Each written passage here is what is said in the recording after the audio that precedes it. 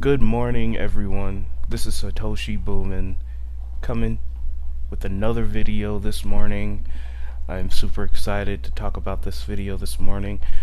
I actually had a whole different video planned, but this story just came up on my news feed, and it's a microcosm of what we've been talking about for the past weeks. Governments are irresponsible. They don't have your best interest at heart. The only things that government's interest lies is in their own pockets. And we can see that right here. Iran's currency is set to get a new name and lose 4 zeros. We've been talking about the unrest in the Middle East and the absurd money printing going on throughout the world, and this is a result of it. Poor economic policy, poor social policy. Let's take a look at the story. Excuse me. The head of Iran's central bank announced Monday that the nation's currency was set to be renamed and revalued. Ooh. Long called the real, Iran's money will likely be called the Toman. An impressive 4 zeros, wow, will be shaved off all denominations. What was previously 1,000 reals will become 1 Toman under the plans, which were approved Monday by the Iranian parliament. See these tricks, these, schemes that governments like to do, lowering interest rates, cutting zeros, all that is just fake, because the money's not backed by anything. The money just goes into bureaucrats' pockets. Now, I don't live in Iran, but I could take a pretty good guess that their people aren't that prosperous. But I bet their government officials are. A bill to remove 4 zeros from the national currency was approved by lawmakers, reported Iran's semi-official students news agency, ISNA. The plan still needs to be approved by powerful clerics, but according to the central bank chief, Iran will take 2 years to pave a way for the change. And this is the kicker here. Whatever it's called, it probably won't be worth much. On April 5th, you needed about 42,050 reals to buy a single dollar. Guys, we think that this can't happen here. It's happening in many places around the world, but we think it can't happen here. I don't want it to happen here. That would be disastrous. Excuse me. But it can happen, and we need to do whatever we can to fight it. And Bitcoin solves that. We need to get Bitcoin to Iran, because this is insane. I mean, you cut 4 zeros off of a currency and it's still worthless. Imagine if Bitcoin cut half of its supply. Do you think it would be worthless? Do you think it would go to zero? Absolutely not. It'd probably go to 500k in a day. You can't manipulate Bitcoin. Well, you can manipulate the price on exchanges, but we're not talking about that. You can't manipulate the supply of Bitcoin. You can't cut 4 zeros off the supply of Bitcoin. 1 Bitcoin equals 1 Bitcoin. And that's what we're talking about. I think there's, and to, further solidify all the craziness that's been going on, I think there was a country, and I think it was Hungary. Don't hold me to this, but a couple weeks ago, they gave their leader supreme power over their country because of 19. What is going on with the world, guys? Giving up freedoms, chopping off 4 zeros off of a currency, man. Yeah. Things are going good over there in the Middle East, and hopefully crypto in the future can solve these problems. But when you have corruption and powerful clerics, and bureaucrats running things, central banks. You're always going to get stories like this. Always. Next story on the list. In brighter news, guys, Pantera Capital CEO, Bitcoin could peak over 500K in August 2021. In a letter to investors, Dan Morehead examined the year-to-date performance of Bitcoin prior to May 12th rewards halving. Ooh, yeah. Pantera Capital and CEO Dan Morehead has predicted there's more than a 50-50 chance that Bitcoin goes up big, with a predicted peak of over 500,000 in August 2021. That is insane. I'm not sure how I feel about that. I mean, I am a Bitcoin bull to a perma bull. Like, I don't think I'm ever going to sell my Bitcoin, but 500K by next year, that's just... Let's read the article and let's see why he thinks that. Sorry for clearing up my throat. In this video, I don't know why my throat is so raspy. The San Francisco-based blockchain and cryptocurrency hedge fund founder made the comments in an April 30th letter to investors examining the performance of Bitcoin prior to the May 12th halving rewards in comparison to gold, oil, and venture capital. Initially hesitating to make any kind of prediction, saying he was of two minds as to how the halving would affect the price of cryptocurrency, the CEO acknowledged if the supply of Bitcoin is cut in half, all else being equal, the price should rise. Guys, we've been talking about this. If you cut something that's has the same demand, if you cut the supply, the price goes up. Imagine if we were stuck on an island and we had food and we were hungry and a storm came and cut the supply of food, what do you think would happen? The demand is the same, but the supply got cut in half. First of all, there would be anarchy, and second of all, food prices would go up. Let's continue.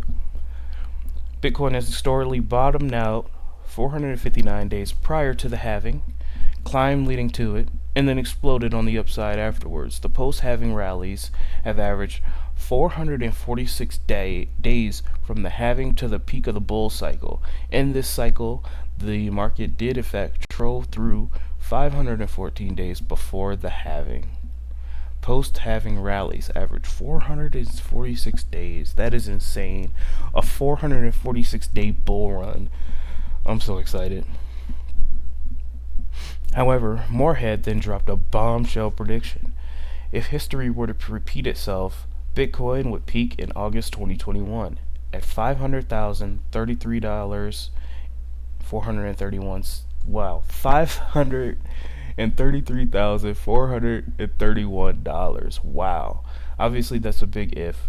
That price sounds ludicrous.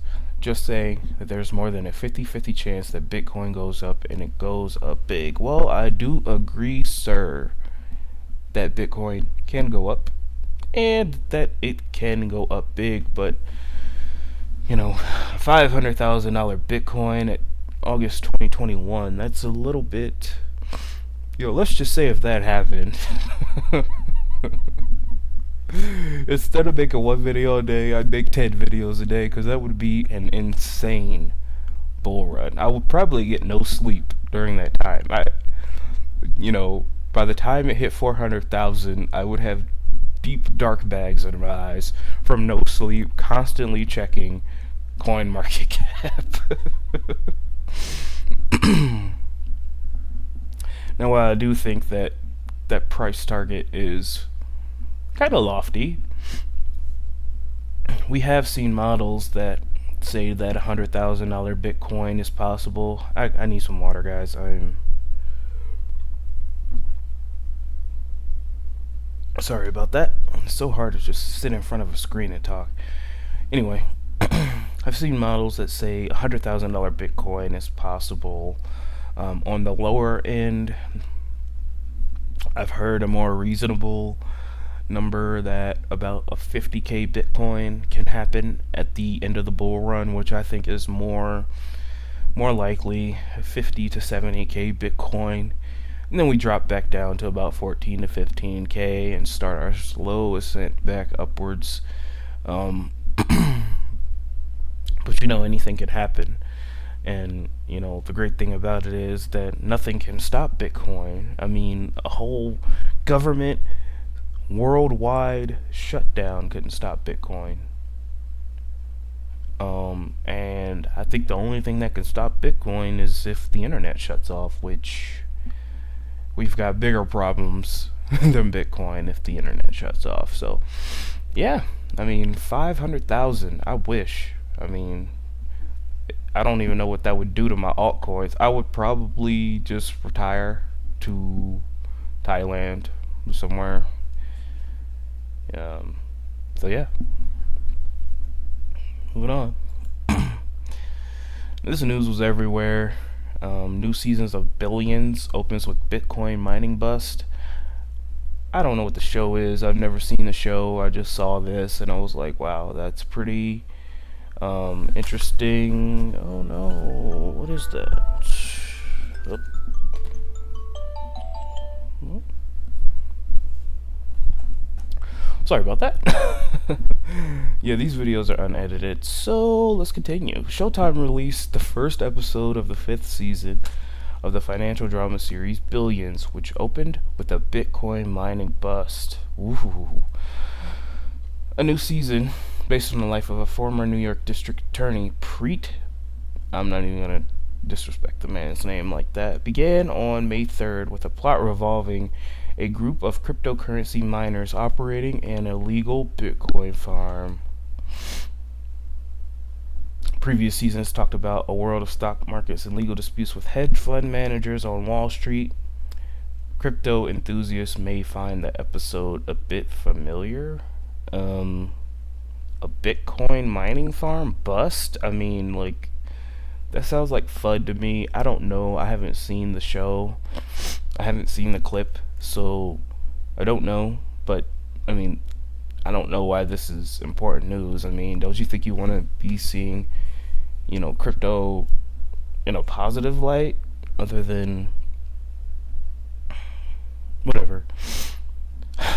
I just don't understand. Bitcoin's intrinsic value discussion. Chuck Rhodes, an attorney general of New York in the drama series, questioned the leader,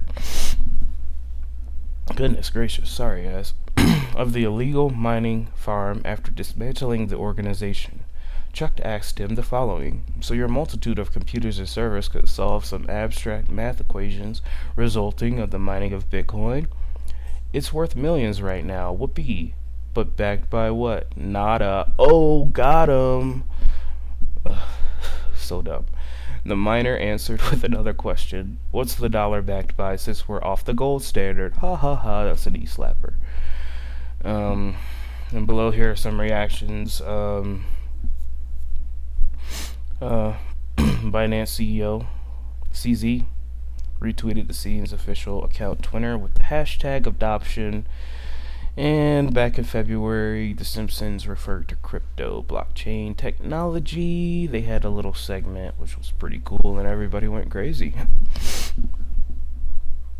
So yeah, I guess it's okay that more TV screens are hearing about Bitcoin, but I watched a show called Ozark, and the kid on the show, he was talking about how he had most of his money tied up in Bitcoin and cryptocurrency, so that was cool. I mean, as the newer generation takes over media and all this stuff, you're gonna hear a lot more about Bitcoin, and Bitcoin's not going anywhere, guys. You listen to all the FUD, you listen to all the people saying, oh, Bitcoin's going to zero, and I have the perfect FUDster coming up in the next story.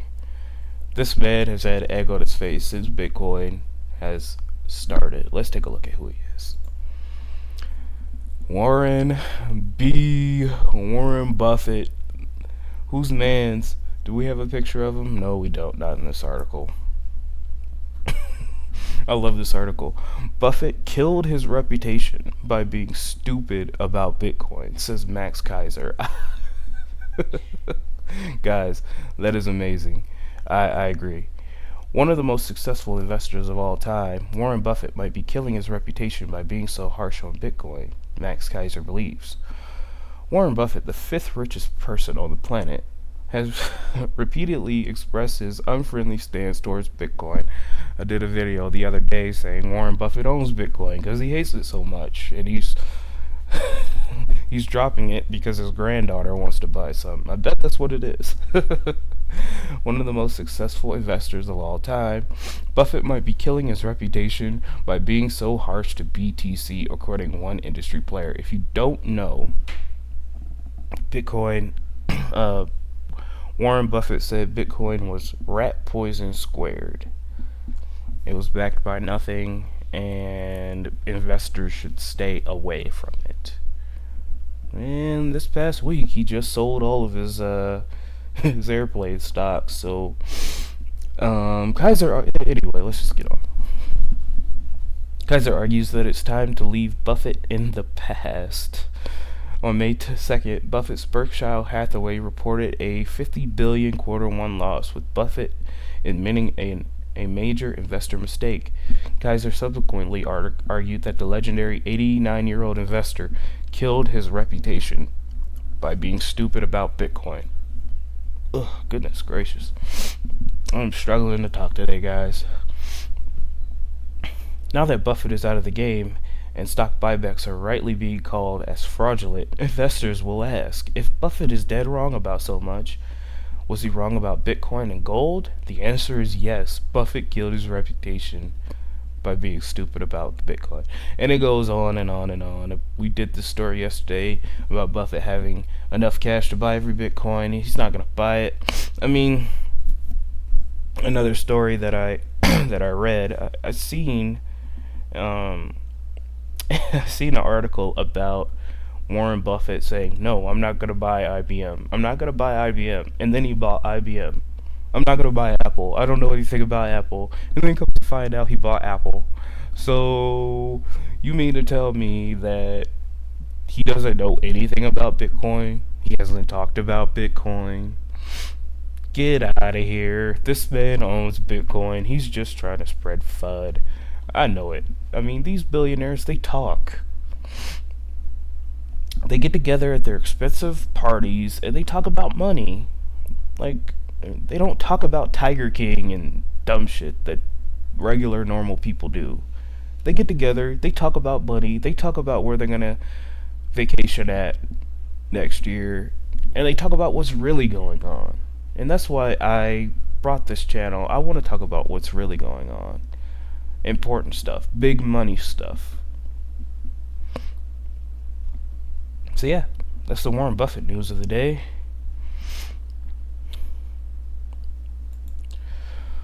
Okay, XRP Army, hold on. Before you bring out the pitchforks, the pitchforks, wow, the torches and the dislikes, I am on your side, XRP Army. I have not done a video on my thoughts on XRP yet, but that's coming. So don't shoot the messenger. Ripple hit with yet another XRP class action lawsuit. Wow, they are really coming after Ripple here. Bitcoin Manipulation Abatement LLC is the latest plaintiff to try to get a court to answer the billion-dollar question: is XRP a security? I'm just gonna go over the brief here. Bitcoin Manipulation Abatement LLC has filed a lawsuit against Ripple and its CEO Brad Garlinghouse. I don't know how I feel about Brad G, but that's for another video. Alleging security laws violations. The suit claims that XRP was sold and marketed as a security, and Ripple faces multiple lawsuits from investors in California claiming damages over the sale of XRP. We know that Ripple has been in legal, I don't want to say troubles, but in legal battles with plaintiffs about XRP being a security. I just kind of want to get some regulatory clarity on this. If it's a security, okay, they'll probably pay a fine. The price will probably go down, but the use case will still be there. If it's not a security, which I don't really think it is, I mean, I don't think these cryptos are securities. These are pretty speculative assets. So, I mean, if you're going into these expecting a profit, you're in the wrong business, because these coins can go to zero at any day, and you have no protections. There's no SEC to say, oh, there was insider trading, blah blah blah. Like, no, like, guys, if your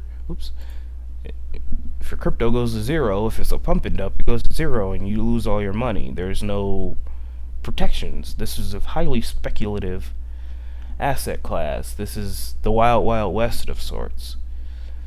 So XRP being a security, I don't really care. I have other concerns of XRP. I hold XRP, but you know, I don't like there's a lot of things that I don't like about XRP, but it being a security is not something that I care about, or anyone really should care about. I mean, you lost a lot of money. Everybody did during the crash, the crypto crash. So you guys can read this if you want. I just don't care, to be honest. So yeah, this video has gone on long enough. Let's wrap things up. And as always, guys, Bitcoin block reward halving countdown. Yesterday I said that I was going to take a look at this halving chart, and I completely forgot. So let's go ahead and take a look. Alright, first halving, around September. And then we had that bull run there. Actually, 2 bull runs. And that was, yeah, that took about a year to realize its full potential. And then, you know, we just kind of trended sideways. Then we get down to the second halving. Yep, around that same time. And then, whoa, look at that. That is just another year of just bull run magic. And then we have another kind of sideways trend. And then hopefully we just straight to the moon. But we'll see, guys. We never know. We never know what can happen here. This is a very speculative asset, so please do not put your sons and daughters' college tuition into this and you don't lose it all. That would suck. And finally, guys, let's take a look at the charts. Things look like they're going sideways. Looks like it had a little bit of pump during the night time. It says it went up to 9K. And now we're trending sideways. I think we're going to break 9K today. Things look pretty good. Hopefully we get a nice boost and we break over that resistance. Tizo's still doing good. Hopefully we can hit $3 here soon. XRP moving sideways. Let's take a look at Cardano. Still doing pretty good. Hovering around 5 cents. Take a look. Pumping down. Is Hyperion still pumping? It is. Jeez, I am just missing out on all these gains. Numeraire, another good coin. So yeah, markets look pretty good. I think that hopefully we'll see some green today and we'll start trending upwards. I just think that yesterday's dump was due to whales taking money for the week, and it looks like buyers are coming in. So yeah, guys, that's the end of the video today. Thank you so much. Like, comment, subscribe for more. If you made it this far, guys, I want you to comment booming down below, just so I can see that you guys are engaged and you want more content. So comment booming down below. And yeah, we're still giving away that Nano Ledger S, so if you want that, Please like, comment, subscribe, and follow me on Twitter, Boomin Satoshi, twitter.com. So yeah, guys, hope you have a wonderful day. Thank you so much for listening to me ramble and clear my throat for 30 minutes. I will see you tomorrow. Goodbye, everyone.